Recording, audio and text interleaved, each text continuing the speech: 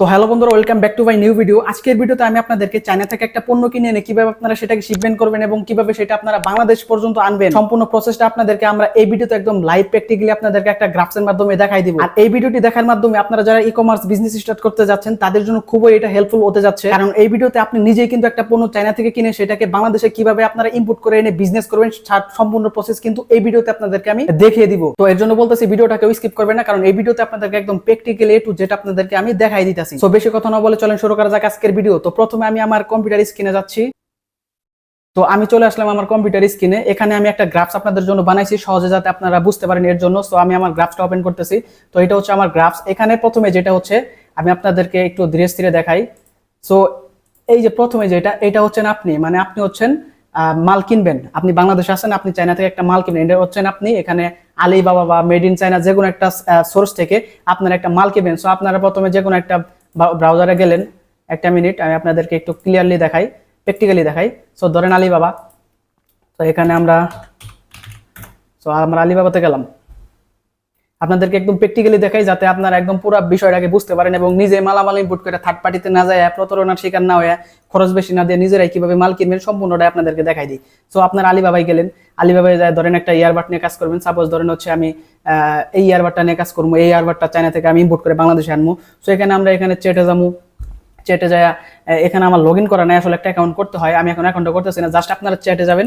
চেটে তাদের সাথে কথা বলবেন যে মালটা কেমন, মালের ওয়েটটা কেমন, এগুলা বইলা আপনি তাদেরকে বলবেন যে আমার চায়নাতে একটা ওয়্যার হাউস আছে, সেখানে আপনারা মালটা পাঠিয়ে দিতে পারবেন কিনা। তখন চায়নার সাপ্লায়ার যখন আপনার কথা বলার মাধ্যমে বলবে যে হ্যাঁ আমরা আপনার মালটা আপনার চায়নার ওয়্যার হাউসে পাঠিয়ে দিতে পারবো, তো তখন আপনারা তাকে বলবেন যে ঠিক আছে আমার মালটা চায়না থেকে এই যে সাপ্লায়ার আছে তাকে বলবেন যে ঠিক আছে আমার মালটাকে আপনারা রেডি করেন, এত পিস মাল রেডি করে আমার ওই যে একটা কার্টুন করেন সুন্দরভাবে। ওদেরকে বলবেন, ইংলিশে বলবেন, ইংলিশ ওরা বুঝবো।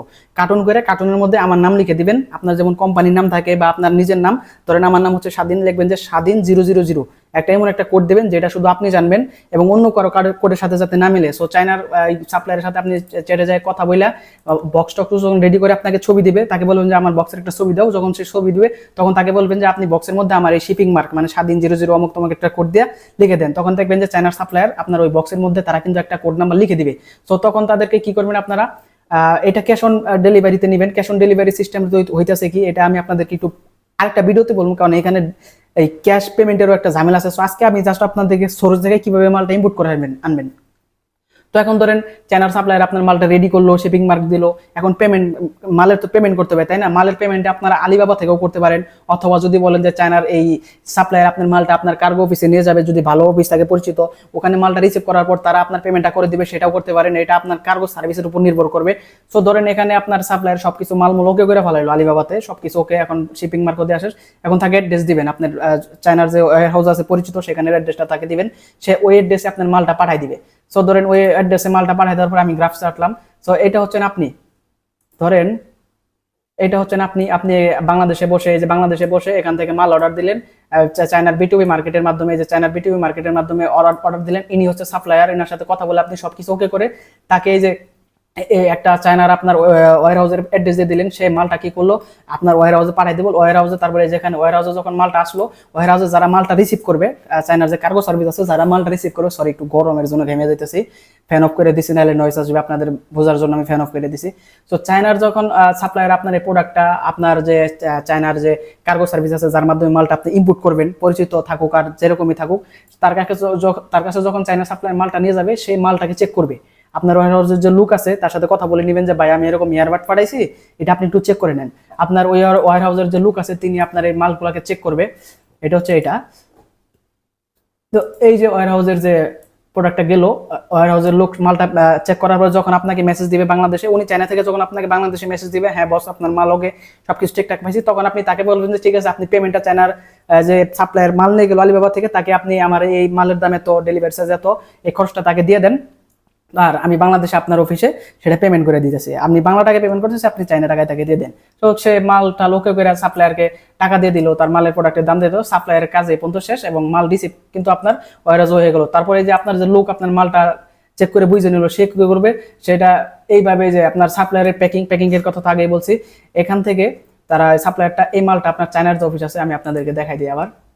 সো এইটা হচ্ছে আপনার চায়নার অফিস। সো আপনার সাপ্লায়ার এখান থেকে মাল আপনার চায়না অফিসের লোক মালটা বুঝে নেওয়ার পরে সে চায়না অফিসে এটা জমা করলো, জমা হওয়ার পরে এটাকে তারা চায়নার যে একটা প্যাকিং আপনাকে করে দিছে, সেই প্যাকিংটা যদি মানসম্মত হয় তাহলে এই প্যাকিং এ মাল পাঠায়। আর যদি চায়নার লোকেরা দেখে যে না এই প্যাকিং এ মাল গেলে ভিজা যেতে পারে, নষ্ট হয়ে যেতে পারে, তাহলে চায়নার যে ওয়্যার হাউস আছে, এই যে ওয়্যার হাউসে চায়নার warehouse, office warehouse, এরা আবার আপনার ওই চায়নার যে আলিবাবা থেকে যে আপনার মালটা গেল তাদের অফিসে, তারা আবার নতুন করে প্যাকিং করবে, প্যাকিং করে রেডি করে সেটাকে আপনারা কি করবে, মানে এই পর্যন্ত কাজ কিন্তু আপনার শেষ। আপনি এই যে এখান থেকে বাংলাদেশে পয়সা বিটিভি মার্কেট আলিবাবা থেকে অর্ডার দিলেন, সাপ্লায়ারের সাথে কথা বললেন, সেই মালটাকে আপনারা চায়নার ওয়্যার হাউসে পাঠিয়ে দিলেন, চায়নার লোক আপনার চায়নার ওয়্যার হাউসে বাংলাদেশের লোক আপনার প্রোডাক্টটা বুঝে পায়া আলিবাবার লোকরে সাপ্লায়ারের পেমেন্ট করে দিল, আপনার কাজ এই পর্যন্ত শেষ। বাকি যে কাজগুলা আপনি বিভিন্ন মাধ্যমে মালামাল আনতে পারেন, যেমন হচ্ছে বাই এয়ারও আনতে পারেন, বাই সিতেও আনতে পারেন, এটা আপনার যেটা আনতে পারেন। কারণ বাই এয়ারে কিন্তু আপনার খরচ বেশি যাবে আর বাই সিতে খরচ কম যাবে, এটাই পার্থক্য, অনেক পার্থক্য। বাই সিতে অনেক দাম, আবার বাই সিতে কিন্তু আপনার সময় লাগে 15 থেকে 30 দিন, অনেক ক্ষেত্রে 2 মাসও লাগতে পারে।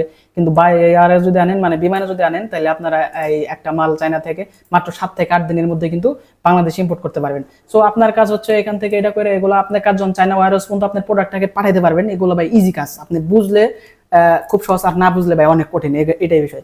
তারপরে যে বাকি যে কাজগুলো আছে, আপনার চায়নার ওয়্যার হাউসের যে মালিক আছে উনি মালটাকে প্রসেস করবে, তারপর এটা বিমান দিয়ে বিমানের পেমেন্ট করলে বিমানে পাঠাবে, শিপের পেমেন্ট যদি আপনি করেন শিপে পাঠিয়ে দিবে, তারা পাঠিয়ে দেয় যে কাস্টম ক্লিয়ারেন্স বলেন, বাংলাদেশে এগুলা বলেন কাস্টমের ক্লিয়ারেন্স, তারপরে যে লোকাল ডেলিভারি পার্টনার হস্তান্তর, এগুলো সব বিষয় কিন্তু আপনার এই কার্গো সার্ভিস দেবে। এগুলো নিয়ে আপনার কোনো টেনশন করা লাগবে না। তারা মালটা আপনার ওয়্যার হাউসে যখন পৌঁছাবে, চায়নার সাপ্লায়ার যখন নিয়ে যাবে, তারপরে মালটা যখন বুঝে পাবে, বাকি কাজ আপনার কিচ্ছু করতে হবে না। সব কাজ আপনার চায়নার ওয়্যার হাউসে যারা কাজ করে, তারা কাজ করে আপনাকে বাংলাদেশ পর্যন্ত মালটা, আপনার বাংলাদেশে ওদের অফিস থাকতে পারে যে কোনো জায়গায়, ওখানে মালটা থাকবে। আপনি যায়া তাদেরকে আনার যে শিপিং চার্জটা, আপনি চায়নার সাপ্লায়ারে দিলেন কোনটা, মাল কেনার প্রাইসটা, আর এই যে আনার যে খরচটা কাস্টম ক্লিয়ারেন্সে আপনি বিমান দিয়ে আনলেন, এটার যে শিপিং চার্জ, সেটা আপনি দিবেন হচ্ছে এই অফিস আলাদা করে। এটা কিন্তু চায়নার সাপ্লায়ারের না, এটা দিবেন যার মাধ্যমে মাল আনতেছেন তারে দিবেন। তাদেরকে আপনি, তারা যখন বাংলাদেশে মাল আনবে, তারপর আপনাকে কল দিবে যে ভাই আপনার চায়নাতে এরকম মাল ছিল, মালটা চলে আসছে, আপনারা মালটা নিয়ে যান। তখন আপনি ঢাকা অফিসে যাবেন, চাই তাদের মালমূল আপনি সবকিছু ওকে দেখবেন, ওকে দেওয়ার পর সেটাকে আপনি তাদের যে থাকবে, মিটার থাকবে, সেখানে মাপ দিবেন, মাপ দিয়ে দেখবেন যে চায়নার যে লোকে আপনার সাপ্লায়ার যে ওইটা মালটা পাঠায় যে ওই ঠিক আছে কিনা, এগুলো মিলাই নিয়ে পরে দেখবেন যদি 20 কেজি হয় তাহলে ওদের একটা রেট থাকে, চায়নার বিভিন্ন আইটেমের বিভিন্ন রেট, যেমন গেজেট আইটেমের একটা রেট, কাপড়ের আইটেমের একটা রেট, সো আবার ব্যাটারি জাতীয় ইয়ের একটু রেট বেশি, এটা আপনারা জানেন। সো তারপরে যেটা রেট হয় আর কি, তখন যদি 8 কেজি হয় 8 গুণন তাদের রেট দিয়ে গুণ দিলে যে টাকাটা হয়, সেটা দিয়ে আপনি মালটা আপনার ওখানে আইনা পারবেন। অথবা যদি আপনি ঢাকার বাইরে থাকেন, সেক্ষেত্রে বলবেন যে ভাই আমি পেমেন্ট করে দিতেছি, আপনি আমার মালটা চট্টগ্রামে সুন্দরবনে বুকিং দিয়ে দেন, তারা সুন্দরবনে বা স্টেট ফার্স্টে বুকিং দিয়ে দিবে, আপনি যে কোনো জেলা থেকে কিন্তু নিতে পারবেন। এটাই মূলত প্রসেস। আপনি বাংলাদেশে বসে বিটুই মার্কেটে অর্ডার দিলেন মালটা, বিটুই মার্কেট থেকে সাপ্লায়ার সেই মালটা আপনার চায়না ওয়্যার হাউসে আপনার পরিচিত কার্গো সার্ভিসে নিয়ে গেল, ওখানে পরিচিত কার্গো সার্ভিসের যারা লোক আছে তারা আপনার মালটাকে খুইলা মুইলা চেক করে আপনাকে জানাইলো, হ্যাঁ ভাই মাল ওকে বুঝা পাইছি। তারপরে আপনি বললেন বাংলাদেশ থেকে, ঠিক আছে এবার মালের যে দামটা সেটা তুমি সাপ্লায়ারকে দিয়ে দাও, পরে সাপ্লায়ারকে তারা পেমেন্ট করে দিল, আপনি বাংলাদেশ থেকে মালের দামটা দিয়ে দিলেন। পরবর্তীতে তারা এটা যদি বিমানে আনতে চান, তা আপনি যেটা বলবেন সেটাই দেনবে। আপনি বিমানে বললে ওরা বিমানে দিবে, আপনি জাহাজে বললে তারা জাহাজে দিবে। সো যেটা বলবেন সেই মাধ্যমে তারা মালটা বাংলাদেশে এনে দিব।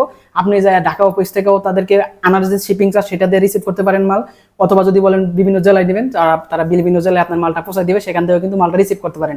সো মূলত বিষয় এটা ভাই, আপনি যদি প্রথমে কঠিন ভাবেন, বিষয়টা কঠিন, আর যদি সহজ ভাবেন তাহলে ভাই কিচ্ছু না। দারাজে যেমন ওই ওই আপনার বাইরের দেশের প্রসেসটা ওরকমই, সেম টু সেম। সো আপনারা যারা বাইরে থেকে মালামাল এনে বিজনেস করতে চাইতেছেন, এটা যে কোনো কান্ট্রির একই প্রসেস, আপনারা কিন্তু এইভাবে আপনাদের বিজনেসটাকে রান করতে পারেন, আর এইভাবে কিন্তু আপনারা মালামাল কিনে আনতে পারেন। সো আজকের ভিডিওটা এই পর্যন্ত, আশা করি আপনারা বুঝতে পারছেন। আর বিজনেস রিলেটেড আরো কোনো তথ্য লাগলে, আরো কোনো ভিডিও লাগলে আপনারা চ্যানেলটাকে সাবস্ক্রাইব করে রাখেন। আমি একটা বিজনেস রান করা থেকে শুরু করে একদম ইনকাম পর্যন্ত পুরো প্র্যাকটিক্যালি আপনাদেরকে সফলতার পুরো ইটাই দেখাই দেবো। সো এর জন্য চ্যানেলটাকে সাবস্ক্রাইব করে রাখেন, কারণ রেগুলার এখন থেকে আমরা এরকম আপনাদেরকে ভিডিও দিয়ে যাবো। আর যদি কোনো তথ্য লাগে অবশ্যই আমার কমেন্টে কমেন্ট করবেন, আমি আপনাদেরকে বিভিন্ন তথ্য দিয়ে সহযোগিতা করবো। সো ধন্যবাদ সবাইকে, দেখা হবে নেক্সট ভিডিওতে।